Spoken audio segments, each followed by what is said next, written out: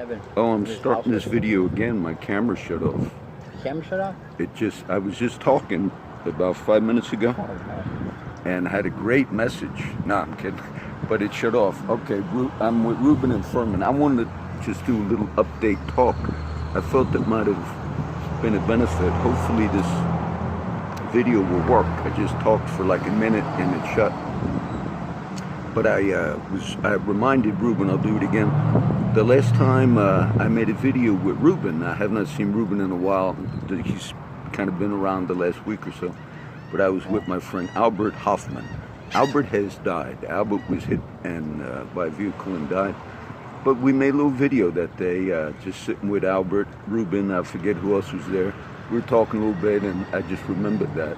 So it's interesting, some people are memorialized without me realizing it by making videos and reposting them. Reuben is a newer friend of mine. You know, I connected with Reuben as a brother the last few years. He's had a lot of struggles. My brother Fermin has a lot of struggles. And this is why I want to make a video. I felt most of you have seen the teaching I did yesterday by the water.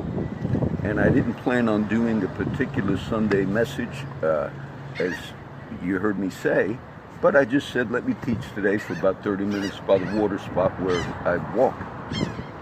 And I wound up talking about affliction, suffering, the cross, the price that we pay. Jesus says things like, except you hate your life, you cannot be my disciple. Except you hate your life, you cannot be my disciple. Now, I did not plan on that theme coming up yesterday. On Sunday night, I read one chapter of Isaiah, along with my normal regular Bible reading.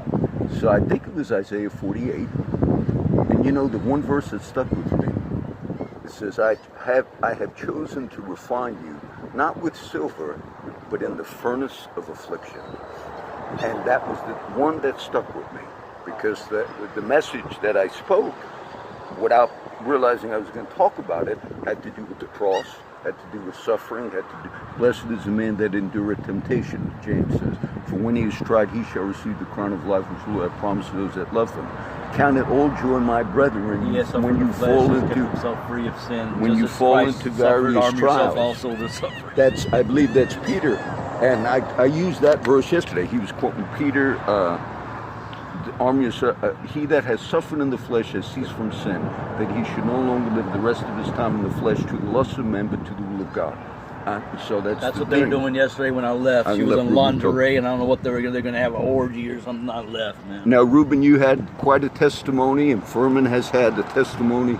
You guys have talked in the past, but one of the things before, I won't share too much of it, but before Fermin walked up, Reuben's talking about a lot of difficulty, the same types of struggles that some of my other friends talk about. And that's what caused me to say affliction, and the furnace of affliction is never something that feels good. It's during the trial, it says also in Hebrews, every son that God receives, he disciplines or he chastens. And it says in Hebrews, no chastening for the present seemeth to be joyous, but grievous. Nevertheless, afterward it yieldeth the peaceable fruit of righteousness unto those that are exercised thereby. So nobody wants to go through discipline, chastening, suffering, but what happens is, over time, it produces, some of you that watch a lot of my videos, you see me dealing with, yesterday, Fermin, when I made the video, I did it where we were hanging out the other day, and I told everybody, that's why I turned the video on yesterday. A truck pulled up to me, and Fermin's familiar with how they kind of harass the homeless or the ministries that were with the homeless. And now I admitted this on the video yesterday, so I'll do it again. So a truck pulled up, and sometimes they sit and stare at the homeless or myself because I'm with the homeless. And so I got up and I kind of gave him a real dirty look. I had this jacket, so he left. All right. I'm sitting in the chair. I got the chair out of my car. So another truck pulls past me, like about 10 feet, then backs up. Okay. he parks, I'm by the water, by the Oso Bay. He parks about 15 feet behind me. I got up, because they know I don't have enough time to put my chair in the trunk and to go after them. So oftentimes I get up and I say, come here, I get mad. So yesterday, he pulled right behind me. I threw the chair on the ground and jumped in the car, backed up fast, hit the curb, and went right behind that truck and sat and said, now I'm going to wait for you. That guy didn't get out of his truck for a good hour. Then he pulled up and I started my car. I said, no, you ain't going nowhere. And then he stops, opens his door.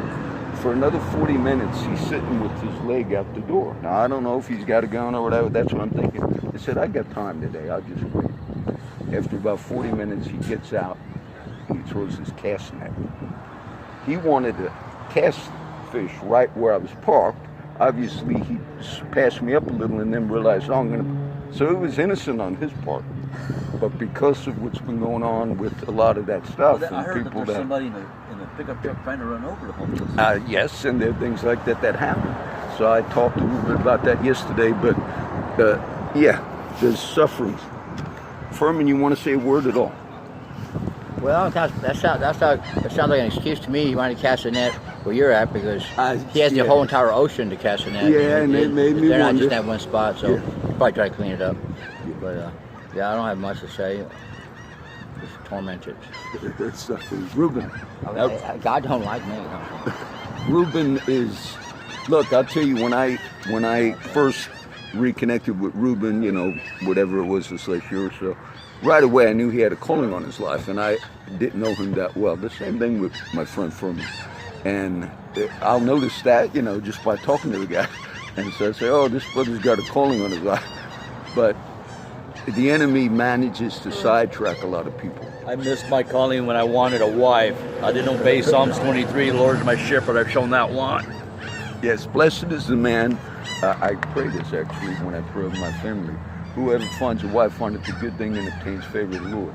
So it's not bad to want a wife or to want a companion, but sometimes it could be out of the will of God. Sometimes it was. I told you that story? Yes, you did. Yes, you did. Where Reuben had a nice Harley, brand new Harley basically, and he took it apart, so he's working on it, so now he's on foot.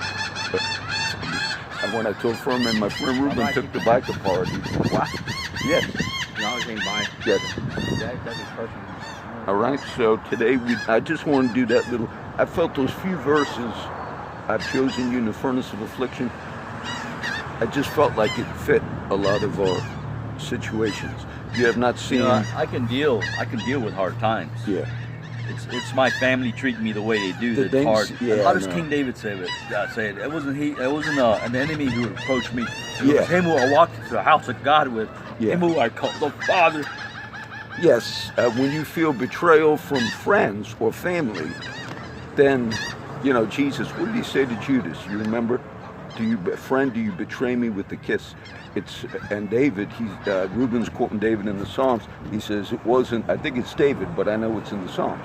It's David. Yes, and he said it wasn't enemy that kind of betrayed me, but it was somebody that was a companion of mine. We went to the house of God together.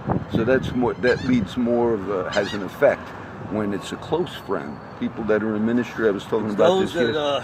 When love the most or hurt you the most. It's when a close friend or brother or somebody that you're close to, when they betray you. Yeah, and that's what happened actually with the betrayal of Christ. All right, so we've talked about 10 minutes. And I want to just bless everybody that gets to watch this. I've not made a lot of videos with my friends in the last few months, but I have a lot of them already. So you see part of their struggles. That's Frankie back there, his brother Teddy, and Knock Knock John, his Christian brother, and just different people. Zon's coming up. So it gives you a little sense of how they're dealing with the present crisis as well. All right, so I pray a blessing on everybody. Please, when you see this, pray for my friends. A lot of them are people that really know the Lord and have wound up in tough times. And sometimes you could see that when you see the different testimonies that they give, all right? I want to pray a blessing. God bless everybody, and I hope you enjoyed this little update.